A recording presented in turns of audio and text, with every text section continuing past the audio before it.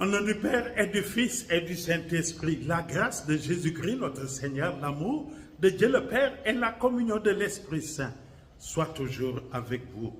Nous sommes au vendredi 15 mai 2026, vendredi de la 6e semaine du temps de Pâques, vendredi après la célébration de l'Ascension. Frères et sœurs, ce passage de Saint Jean au chapitre 16, du verset 20 à 23, que nous voulons méditer aujourd'hui, nous parle d'une promesse au cœur de la souffrance. Vous aurez désormais des pleurs, mais votre douleur se changera en joie.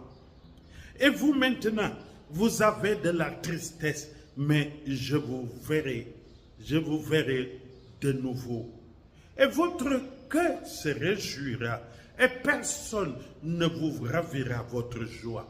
Oui, en ce jour, vous ne me demanderez rien.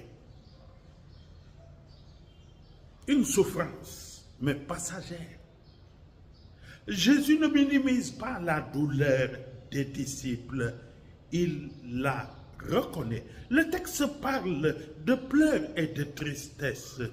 Nous aussi, dans notre vie, nous connaissons la perte, la maladie, les échecs, l'angoisse. Le Christ ne nous donne pas de réponse facile. Il nous accompagne dans la faiblesse. Mais il ajoute aussi une parole d'espérance. La douleur n'est pas la dernière parole. Elle a un terme. Elle est traversée. Deuxièmement, c'est l'image de l'enfantement, une souffrance qui porte la vie. Jésus emploie l'image de la femme qui accouche. La douleur de l'enfantement n'est pas vaine. Elle aboutit, frères et sœurs, à la naissance d'un être nouveau et à une joie qui fait oublier la souffrance. Ainsi, la passion, la mort et la résurrection du Christ transforment la souffrance des disciples en source de vie.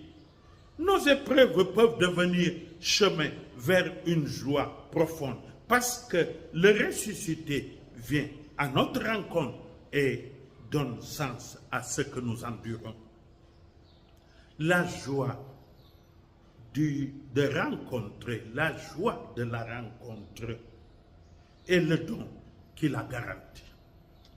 Je vous verrai de nouveau et votre cœur se réjouira à personne.